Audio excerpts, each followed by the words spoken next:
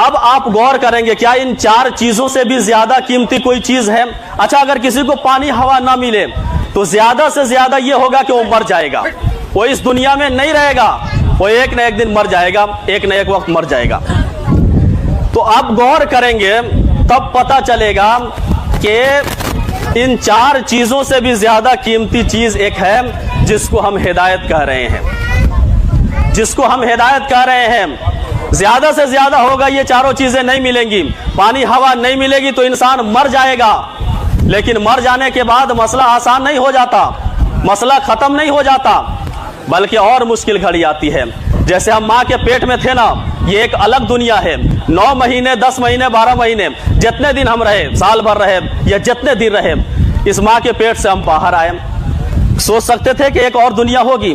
نہیں، لیکن یہاں ماں کے پیٹ سے ہم باہر آئے، یہ دوسری دنیا ہمارے لیے ہو گئی۔ یہاں 50 سال 60 سال 70 سال، بلکہ اللہ کے نبی کی حدیث ہے کہ میری امت کی عمریں 60 اور 70 کے بیچ میں ہوں گی۔ آپ قبرستان جائیے، کہیں پتھر لگاؤ، بورڈ لگاؤ تو پڑھیے گا، زیادہ تر لوگ 60 کے بعد چلے جاتے ہیں، 60 70 کے بیچ میں چلے جائیں گے۔ پتہ یہ چلا کہ جن کی عمر 60 سال ہو گئی ہے وہ اب اللہ رب العزت کا احسان منائے، اللہ رب العزت نے ان کو وقت دے دیا، تو زیادہ سے زیادہ ہوگا یہ کہ انسان مر جائے گا اور اس دنیا میں آئے تو اس سے بڑی دنیا برزخ کی دنیا ہے۔ اس دنیا میں آئے ایسا لگتا ہے کہ اس دھرتی کی تاثیر یہ ہے کہ جو یہاں پہ آتا ہے سمجھتا ہے کہ ہم مریں گے ہی نہیں، ہم مریں گے ہی نہیں، دوسرے دنیا میں پھنس جاتے ہیں۔ حالانکہ اللہ رب العزت قرآن میں ارشاد فرماتا ہے الذی خلق الموت والحیات لیبلوکم ایکم احسن عملا، زندگی اور موت کا سلسلہ اللہ رب العزت نے کیوں شروع کیا؟ تاکہ آزمائے اچھا عمل کر کے، بہتر عمل کر کے کون آتا ہے، زیادہ نہیں، سب سے بہتر عمل کر کے کون آتا ہے۔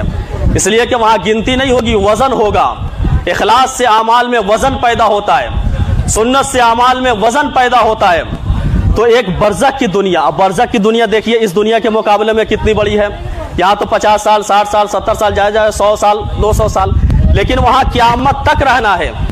اور پھر ایک چوتھی دنیا آئے گی جس کا نام ہے عالم آخرت، وہ عالم آخرت ہمیشہ ہمیش کی دنیا ہوگی اور برزخ کے مقابلے میں وہ بہت بڑی۔ تو اس دنیا کو دیکھتے چلے تو زیادہ سے زیادہ یہ ہوگا کہ آدمی مر جائے گا۔ تو پتہ یہ چلا کہ 5ویں چیز جو سب سے قیمتی چیز ہے وہ ہدایت کی دولت ہے۔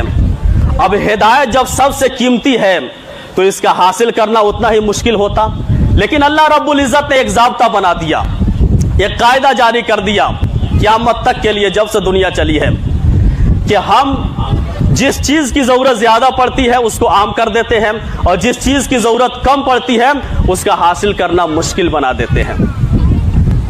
تو ہدایت کا حاصل کرنا مشکل نہیں، بہت آسان، اور اللہ رب العزت نے قرآن میں ہمیں سمجھایا اور بہت بہترین انداز سے سمجھایا کہ اتنا آسان ہے ہدایت کا حاصل کرنا، ہدایت اور ایمان کی دولت کا حاصل کرنا اتنا آسان ہے کہ اس سے زیادہ آسانی کا تصور ہم کر بھی نہیں سکتے۔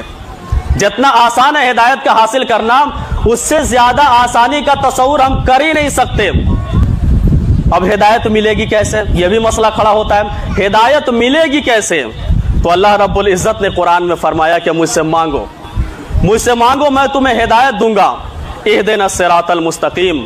اللہ رب العزت نے یہ نہیں کہا کہ دھن دولت مانگو، روپیہ پیسہ مانگو، وغیرہ وغیرہ یہ ساری چیزیں مانگو، بلکہ اللہ نے فرمایا کہ ہدایت مانگو، صراط مستقیم پر گامزن رہنے کی کوشش کرو، مجھ سے مانگو میں دوں گا۔ ایسا تھوڑی ہو سکتا ہے کہ استاد شاگرد سے کہے کہ بھائی اس طریقے سے درخواست لکھو اور وہ رد کر دے، نہیں، یہ اللہ کی شان کے خلاف ہے۔ تو ایک طریقہ یہ ہے کہ ہم اللہ رب العزت سے ہدایت مانگیں، اللہ رب العزت سے ہدایت طلب کریں، اللہ رب العزت ہمیں ہدایت دے گا، لیکن کوشش کرنا ہمارا، بے طلبوں کو نہیں ملتا، ایمان انہی کو ملا جو طلب والے تھے، بے طلبوں کو ایمان نہیں ملتا، جو طلب کرتے ہیں انہی کو ایمان کی دولت نصیب ہوتی ہے۔ اور دوسرا طریقہ اللہ رب العزت نے قرآن میں کیا فرمایا؟ وَالَّذِينَ جَاهَدُوا فِينَا لَنَهْدِيَنَّهُمْ سُبُلَنَا، جو لوگ کوشش کرتے ہیں، مجاہدہ کرتے ہیں، جہاد کرتے ہیں میرے لیے، میں ان کے لیے رحمت کے دروازے کھول دیتا ہوں اور راستہ نہیں، راستے کھول دیتا ہوں۔ پتہ یہ چلا کہ ہدایت کا حاصل کرنا بہت آسان ہے، لیکن شرط یہ ہے کہ ہم اللہ کے سامنے آئیں، آج تو ہم لہو لعب میں لگ گئے, آج ہم دنیا داری میں لگ گئے, آج ہم غفلت میں پڑے ہوئے ہیں.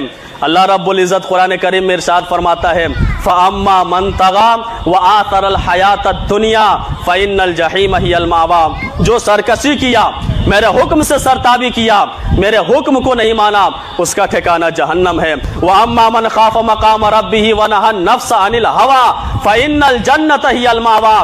اور جو اپنے رب کے سامنے کھڑے ہونے سے ڈر گیا کہ ایک دن اللہ کے سامنے جانا ہے, اللہ کی عدالت ہے, وہاں کوئی معین نہیں ہوگا, وہاں کوئی وکیل نہیں ہوگا, وہاں کوئی مددگار نہیں ہوگا, وہاں کوئی مولوی صاحب سوال نہیں کریں گے, ڈائریکٹ اللہ رب العزت پوچھے گا. کیا پوچھے گا؟ جب تک 4 سوال نہیں ہو جائیں گے قدم ہل نہیں سکتے. زندگی کیسے گزاری حساب دو, جوانی کہاں کھپائی حساب دو.